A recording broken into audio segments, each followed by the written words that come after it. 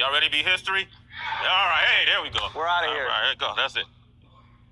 Sway, so Yes. before we get started, will you please sign this? Oh, shit. Damn. Wow. Wow. Look at how, you look like a kid. You're a kid there. Damn, man, I was a baby, bro. Crazy. That's our teenage years. Y'all didn't know I had bars once upon a time, huh? Yeah, you want me to say Marshall? You want me to say? Yes, please. Okay. That's M-A-R-S-H-A-L-L. Mm-hmm. Yeah, there you go. Look Hell at that, yeah, man. I signed a vinyl for him, man. Look at that, man. Look at Incredible. Look Yo, at your signature's so much better than mine. Thanks, man. Yeah, no problem, man. Man, you threw me off with that. Fucked up your whole shit. Not really. I'm just impressed that you dug that deep in the crates, man. I didn't know you. I'm always digging in the crates. That's good to know, man. That's good to know. If you want to use any lyrics from any of those songs on that vinyl, bro. Well, I was gonna ask you when the cameras are off. There's a couple bars that I wish I could have. Yeah, that's cool, man. Go ahead, man. What's mine is yours, man. If it make your shit tighter, you know. Let's speak on bars, though. Here we are. Kamikaze came out. You know, you shocked the world the way you did it. What made you do it? I mean, a Revival came out December 2017. That wasn't that long ago. It's less than a year. What made you just drop it on the world the way you did? Because I feel like the way the climate is right now, if you give people enough time to that album coming out in 2 months, you give people time to say, man, he better have a song like this or I ain't fucking with it. If he don't have a song like this, I ain't fucking with it. Yeah. He better not be rapping like this. He better not be rapping about this or I'm not gonna fuck with it. And when you go into an album, you go into anything with the mindset of this is gonna suck. And then even if you kind of don't feel that way, you're already kind of formed your opinion in front of all your friends and you know what I'm saying? Like, so I feel like giving them no warning was the best thing to do just because what the fuck, Dagon? It doesn't give people enough time to, you know, when the Revival track list came down the pipe. Yeah, I remember that. It was like, Damn me, man. Overwhelmingly, this shit is gonna be trash. Yeah. And that was before nobody really wanted to be wrong about it. They had already formed, I'm not saying everybody, but a lot of people had already, formed their opinions. So. Are you live right now? Yeah, that was interesting. Like, Revival really ran through the ringer, so to speak, before it even got off the ground. But, you know, this is that day and age. You know, it's different now, right? You know, how have you adjusted to that? Like, before, which is what I find interesting about you, before you spent your whole career being critiqued and criticized by organizations like LGBTQ community or college campuses or police departments, you know, but hip-hop always stood by you. So that was, that's where you found your refuge. But now it came from inside of hip-hop. You know, how did that affect you? Me sitting back and seeing things that I saw, it was kind of like, I felt a bunch of different ways. I felt like, okay, maybe because it doesn't sound like everything else and what most people are doing, maybe that was what tainted their ear. Because I remember a time in hip hop where you had to be so different from the next person or you were trash. There's a shift somewhere that happened that if it doesn't sound like everything else, then it's trash automatically. Yeah. And I just sat back like, okay, all right, I can take that. It's not like I can't take constructive criticism, but I feel like it kind of went beyond constructive criticism. So I had to go back to it. And look, I have made albums that definitely probably would not be the top of my list. What? Encore. Okay.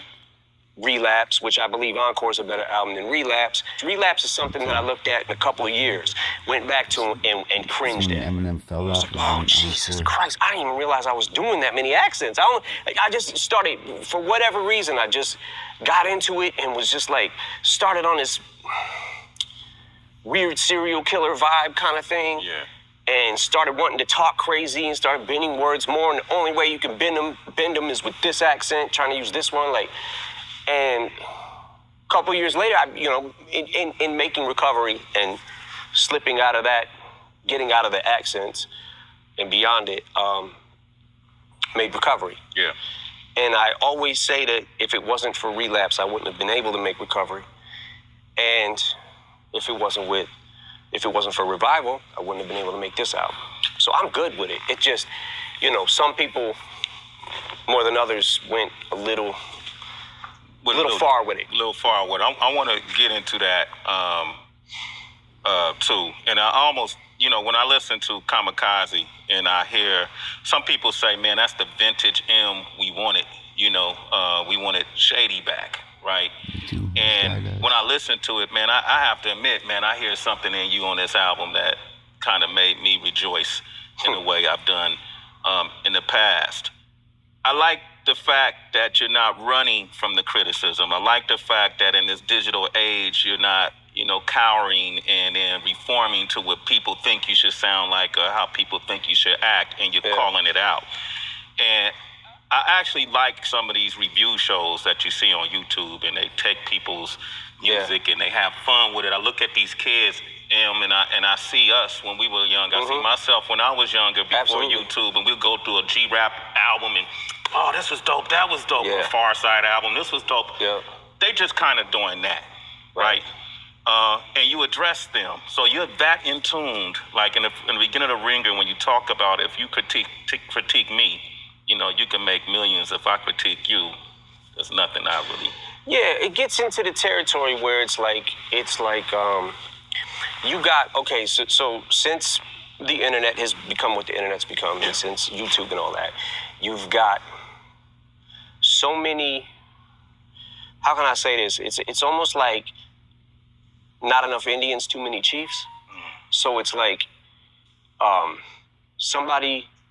everybody on the internet, and in hip hop especially, it seems like either a rapper, a DJ, a writer, a producer, does something, has something to do with it.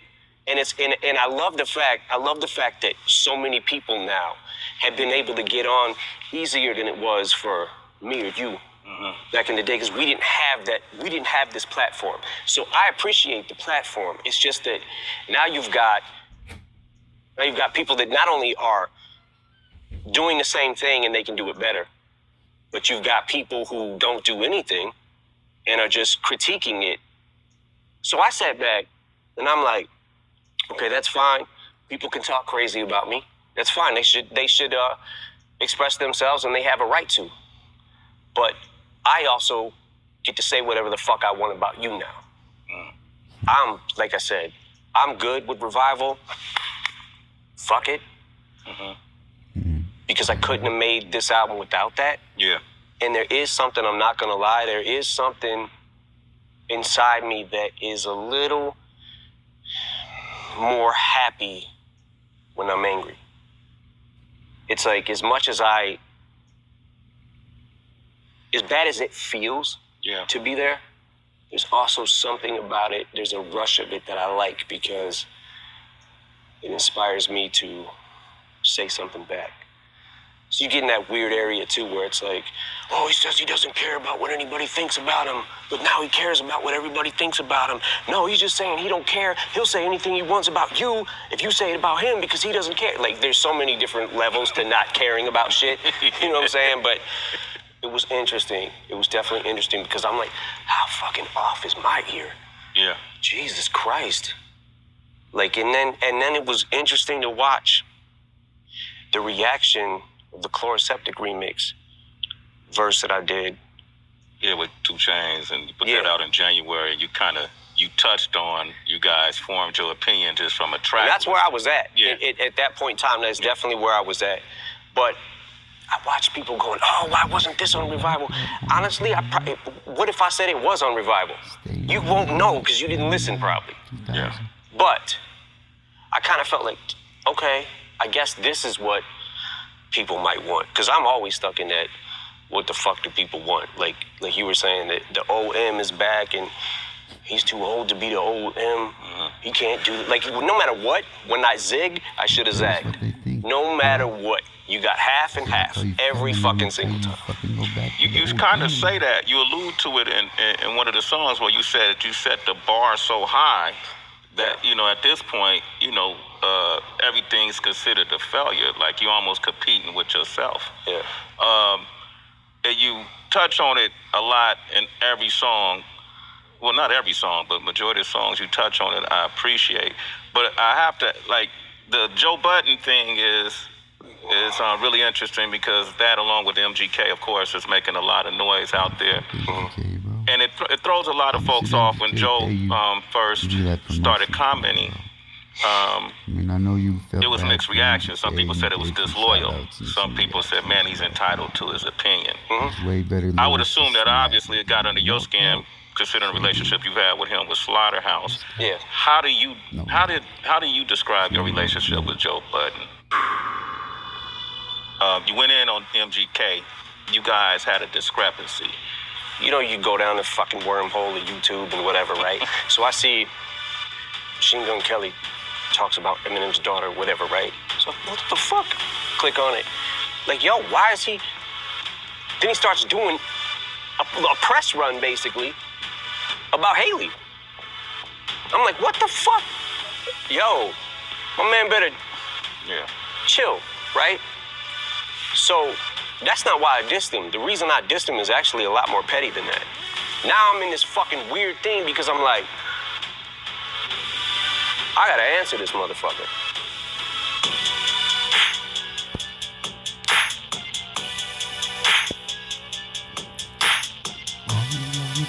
No more raps for this world. But perhaps I'm going to just